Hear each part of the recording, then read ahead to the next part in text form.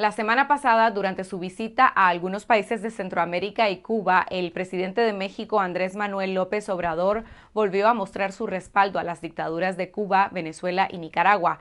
López Obrador pidió que no se excluya a ningún país de la Cumbre de las Américas que se va a llevar a cabo en Estados Unidos a inicios de junio y ha sido respaldado por los mandatarios de Argentina, Bolivia, Honduras y varios países caribeños. Mi colega Elmer Rivas conversó con Rafael Rojas, historiador cubano, profesor e investigador del Colegio de México, para conocer más sobre la postura del presidente mexicano, la política exterior de México respecto a la región centroamericana, Estados Unidos y la crisis migratoria. Rafael, muchas gracias por esta entrevista. La semana pasada, el presidente de México, Andrés Manuel López Obrador, visitó Centroamérica y el Caribe, específicamente Cuba, estuvo también en Belice, Honduras, El Salvador y Guatemala. ¿Qué resultado tiene para México esta gira por Centroamérica y por Cuba? En efecto, la visita o la gira del presidente López Obrador por Centroamérica y el Caribe podría dividirse como que en dos regiones, dado el contenido de las agendas bilaterales y regionales en cada una. Por un lado está el paso de López Obrador por las principales capitales del Triángulo Norte, en Guatemala, El Salvador, Honduras, luego un breve paso por Belice. En todos esos países se le dio una atención prioritaria a la cuestión migratoria. Evidentemente, además se hizo explícito antes de la partida de López Obrador hacia Centroamérica en la documentación de la Cancillería y en el paso del presidente por esas capitales. El presidente aprovechó también el viaje para a tono con el tema migratorio, promover programas sociales que se han aplicado en México en las zonas del sudeste como Jóvenes Construyendo el Futuro y Sembrando Vidas, y se propusieron de hecho como una fórmula de colaboración para el desarrollo regional que permitiría o facilitaría la contención migratoria, es decir, la retención de posibles migrantes irregulares por el territorio mexicano. Entonces la gira sirvió para reiterar el compromiso del gobierno de México con el gobierno de Estados Unidos de incrementar el control migratorio en la zona centroamericana, pero al mismo tiempo para dotar de un cariz autónomo la política regional de Nicaragua. En el caso de Cuba, por lo visto, si se tocó el tema migratorio, no se hizo explícito. México y Cuba firmaron un acuerdo de colaboración sanitaria por el cual México recibiría a unos 500 médicos de la isla, a los cuales se les paga por su servicio de salud pública aquí en México, y también se anunció la posible compra en una proporción relativa de la vacuna Abdala en contra del COVID de los niños. No hubo otro anuncio en términos de colaboración bilateral entre México y Cuba. Las relaciones siguen teniendo un muy bajo contenido en términos de la agenda bilateral en colaboración económica, comercial, financiera, etcétera. Lo que sí fue muy importante, como esperábamos en esa visita a La Habana, fue el rechazo explícito una vez más de Andrés Manuel López Obrador al embargo comercial de Estados Unidos contra Cuba, el rechazo también explícito, la exclusión de la isla de la próxima Cumbre de las Américas, y un mensaje muy tradicional de solidaridad de México con Cuba. ¿Y por qué Nicaragua no estaba en la gira de López Obrador? Por un lado, él demanda la inclusión del gobierno de Ortega en la Cumbre de las Américas, pero le excluye de su visita en Centroamérica. Sí, sí, yo creo que la exclusión de Nicaragua del itinerario por Centroamérica fue una decisión racional del gobierno mexicano en los meses preparatorios de esta gira. Estaba justificada la presencia de López Obrador en Nicaragua por el hecho de que también Nicaragua es emisor de emigrantes y también lugar de tránsito para emigrantes cubanos, lo cual era uno de los problemas de fondo, ¿verdad? En el trazado de esta gira, tratar el tema de la emigración irregular desde Centroamérica a México. Sin embargo, yo diría que Nicaragua es un régimen político con una posición no tan sólida dentro del gobierno de Andrés Manuel López Obrador y dentro del movimiento Morena, el partido oficial en México, y podríamos extender también digamos, esa visión insegura o crítica de Nicaragua también a buena parte de la izquierda intelectual y mediática mexicana. Con Nicaragua, por ejemplo, hemos visto algo que no hemos visto en relación con Cuba o con Venezuela, que son posicionamientos críticos bastante frecuentes de importantes figuras de la izquierda mexicana, artículos de opinión muy críticos también con el autoritarismo y la represión de Daniel Ortega en periódicos como La Jornada, algo que sería inconcebible en relación, por ejemplo, con los gobiernos de Nicolás Maduro o de Miguel Díaz-Canel. Y me parece que ese estado de opinión y esa visión crítica de relativo margen o de relativa proyección pesó en la decisión de que el presidente López Obrador no visitara Nicaragua. En su columna de ayer, Rafael, que publicamos en Confidencial, usted se refiere a que la base de toda la política exterior del gobierno de López Obrador está alineado en relación a este entendimiento, ¿no?, entre México y Estados Unidos, a lo que se llama como entendimiento bicentenario. ¿Cómo se define entonces la política exterior de López Obrador para Centroamérica y cuáles son sus prioridades? Sí, yo creo que el eje de toda la política exterior de este gobierno ha sido eso que conocemos ahora como entendimiento bicentenario, pero que comenzó desde que Donald Trump era presidente de Estados Unidos en el 2018, cuando llega López Obrador al poder. Y es una política exterior orientada fundamentalmente a acelerar la integración de México al mercado común de América del Norte por medio de esta renegociación del TEMEC, del antiguo Acuerdo de Libre Comercio para las Américas, el NAFTA, que ahora se llama TEMEC, el Tratado de Comercio Común de la América del Norte. Ese yo diría que es el eje de la política exterior, aunque en los alrededores de esa negociación, de esa renegociación del libre comercio, han aparecido otros temas fundamentales como el que tiene que ver con la seguridad, el combate al narcotráfico, la migración y el medio ambiente. Yo creo que entre todos esos dan forma a lo que se llama el entendimiento bicentenario. Hacia Centroamérica, ¿qué implica esto? Bueno, implica en primer lugar una política de control o contención migratoria, que la vimos planteada muy claramente antes de la gira del presidente y en sus reuniones bilaterales con los mandatarios de la región. Otra propuesta que se deriva de ese eje en la política exterior del gobierno de López Obrador y Morena es esta idea de un tanto utópica, ¿no?, de avanzar a una integración total de América Latina y el Caribe con Estados Unidos y Canadá basada en el modelo de la Unión Europea. Ese tema, por cierto, sí lo planteó el presidente en todos los puntos de su gira. Ahí no hubo, digamos, disonancia, porque tanto en el discurso de Belice como en el discurso de La Habana lo reiteró. Claro, con la diferencia de que en el caso de Cuba hizo acompañar esa propuesta que es insólita, a mí me parece, desde la tradición de la izquierda latinoamericana, hizo acompañar esa idea de integración total de América Latina y el Caribe con Estados Unidos y Canadá, con varias frases de elogio a Fidel Castro y de admiración por el legado de la Revolución Cubana. A propósito del tema de migración que usted menciona, que también está dentro de este acuerdo, ¿no?, entre México y Estados Unidos, en noviembre de 2021 el gobierno de Nicaragua estableció el libre visado para cubanos de la isla que desde entonces han usado a Nicaragua como trampolín, usted lo mencionaba, para llegar a Estados Unidos, y así también ha aumentado el número de nicaragüenses que transitan por México en busca de cruzar hacia Estados Unidos. ¿Qué papel tiene López Obrador en el interés de la administración Biden por resolver la crisis migratoria originada en estos dos países?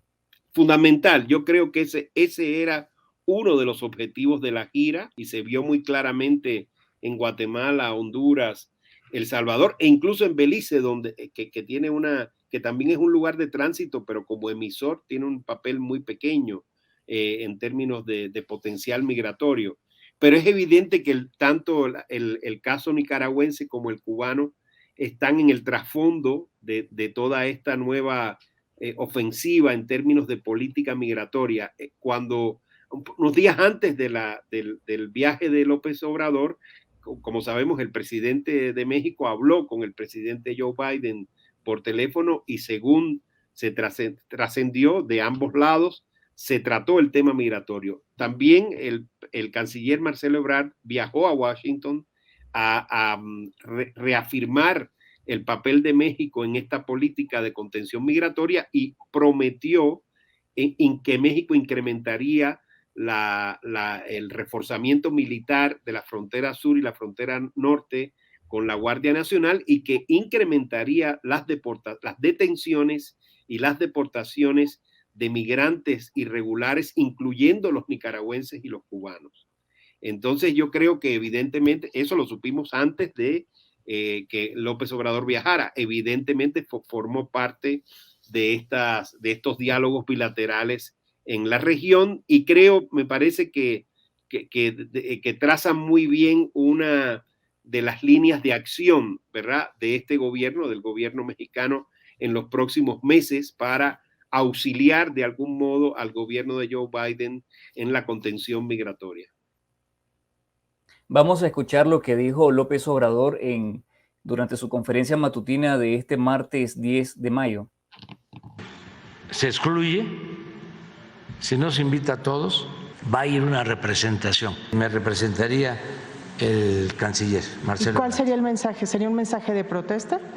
Sí, porque no quiero que continúe la misma política en América. Rafael, ¿cómo evalúa usted esta política que le da, por un lado, un espaldarazo a las dictaduras del continente por parte de López Obrador? Bueno, sabes, hay un punto en el reclamo del presidente López Obrador que a mi juicio es acertado, y es que tiene que ver con la especificidad del Foro de las Cumbres de las Américas. Ese Foro de la Cumbre de las Américas no es organizado y gestionado por la OEA, sino por el Departamento de Estado. Y en las últimas Cumbres de las Américas predominó un criterio realista que introdujo el presidente Barack Obama, según el cual había que invitar a todos los gobiernos de la región con independencia de si fueran democráticos o no.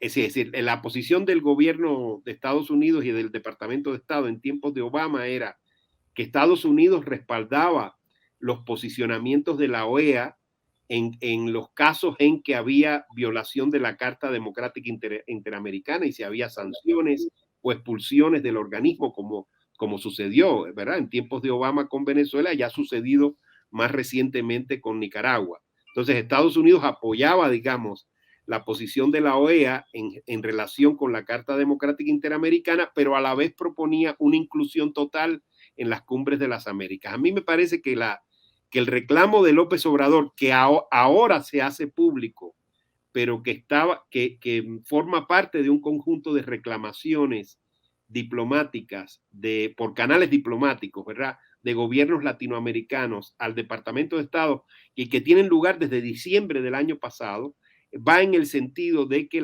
esta cumbre, la 9ª Cumbre de las Américas, que tendrá lugar ahora en junio en Los Ángeles, se haga con el mismo criterio de la cumbre de Panamá, la de Bahamas, después la de Lima, que se realizaron durante la administración Obama. Ese es el sentido. Ahora, colocar esa reclamación primero a un nivel público y en forma de condicionamiento de la presencia del presidente si no se corrige la exclusión de Venezuela, Nicaragua y Cuba, ya es otra cosa, ya es digamos, llevar este diferendo a un plano más allá de los canales diplomáticos, y esto puede generar otro tipo de fricciones, y a mí me parece que el riesgo mayor es que ese posicionamiento de México sea manipulado por la corriente bolivariana o algunos gobiernos de la corriente bolivariana, y estoy pensando,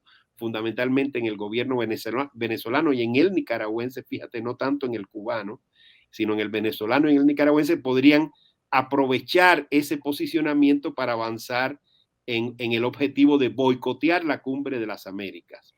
¿Y cómo se explica esa afinidad de López Obrador con el régimen de Nicaragua? Por un lado, le demanda a Biden que invite a Ortega a la cumbre, pero nunca ha emplazado tampoco a Ortega por la represión contra su propio pueblo, el Estado policial o los presos políticos. Ahí está, yo creo que una de las grandes ambivalencias y flaquezas, en resumidas cuentas, del discurso del presidente, y ahí sí se puede extender esa ambivalencia, me parece, a lo que sucede también en Venezuela y en Cuba. El presidente minimiza y subestima el costo de la represión y del autoritarismo en los tres países. En el caso, tú tienes mucha razón, es que él nunca ha hecho explícito su rechazo a los arrestos, por ejemplo, de los opositores en Nicaragua o a la evidente manipulación del proceso electoral en ese país. Sabemos que está rodeado de muchas figuras de la izquierda mexicana que sí han hecho, ¿verdad?, público su desagrado, ¿no?, con el autoritarismo en Nicaragua, pero él mismo personalmente siempre se ha cuidado mucho.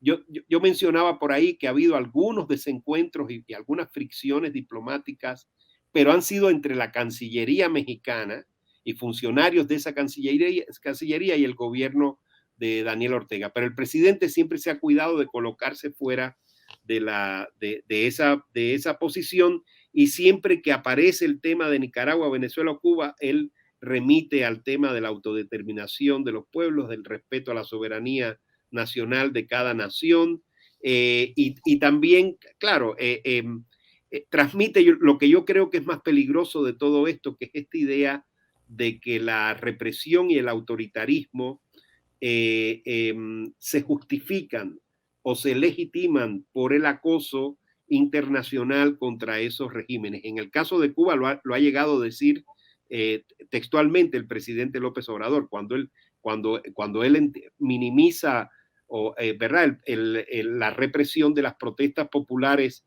del 11 o el 12 de julio, porque las considera, él lo ha llamado así, un efecto perverso del embargo. Es decir, que la gente en Cuba no salió a las calles a protestar porque tuviera razones para protestar, sino porque están llegando a una situación límite provocada por el bloqueo de los Estados Unidos. Eso, en resumidas cuentas, es una justificación de la represión, y algo más grave es lo que siempre trato de señalar, que se contribuye a la criminalización de la protesta social en Cuba. Y yo diría que sería la misma posición, en resumidas cuentas, en los casos de la represión de opositores y de manifestaciones en Venezuela y en Nicaragua.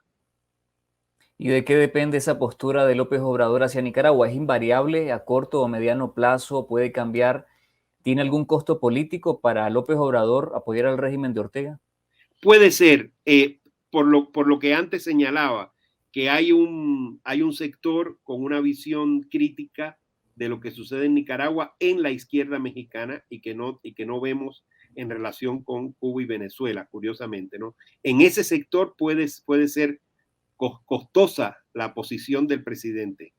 Por otro lado, hasta ahora, hasta hace muy poco, el gobierno mexicano había intentado llevar, digamos, la relación con estos gobiernos de manera casuística, ¿verdad? El hecho de que viaje a Cuba y no viaje a Nicaragua o a Venezuela da la idea, ¿verdad?, de que se estaba manejando de manera casuística. Sin embargo, al unir a los tres gobiernos en esta reclamación pública en relación con la exclusión de la Cumbre de las Américas, ya empieza a tratarlos como en bloque, es decir, empieza a legitimar no solo a un gobierno o al otro.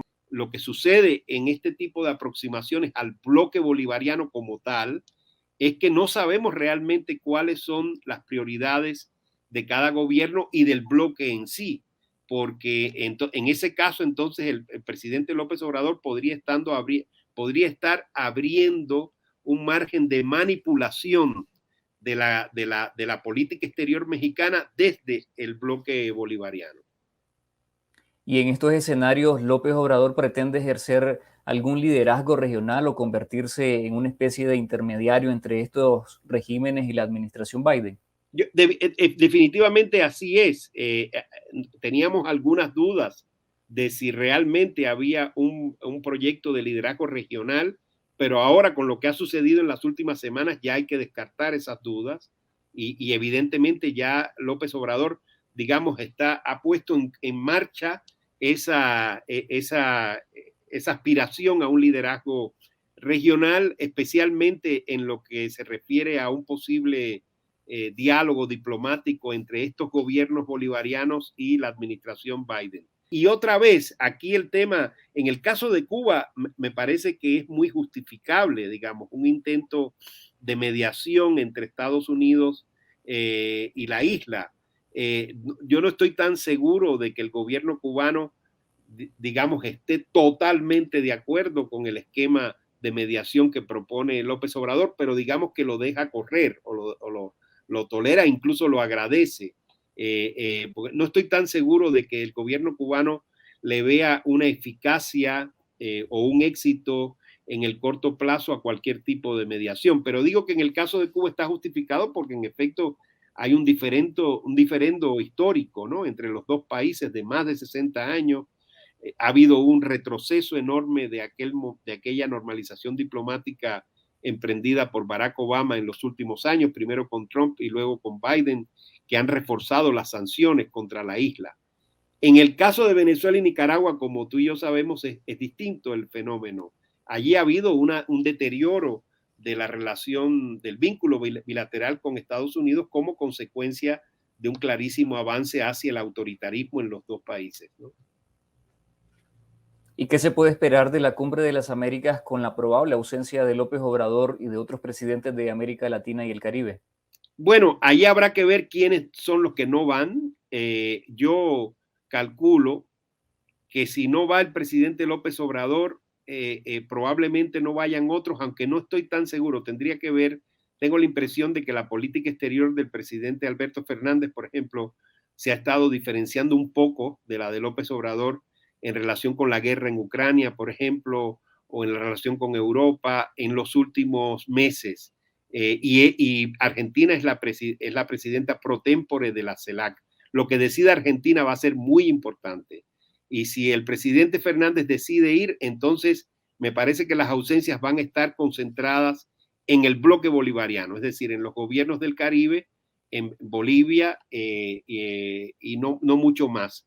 Entonces es muy probable que si ese es el panorama, es muy probable que López Obrador quede junto con los mandatarios del bloque bolivariano, lo cual es bastante paradójico porque este es un gobierno que desde el principio ha intentado marcar distancias también con el bloque bolivariano. Es decir, ha mostrado autonomía frente a Estados Unidos, a pesar de que la relación con Estados Unidos ha sido su prioridad, pero también ha mostrado el interés en ser otro tipo de izquierda, ¿no? Una izquierda distinta a la izquierda bolivariana, un poco en la misma tónica que el gobierno de Alberto Fernández en Argentina.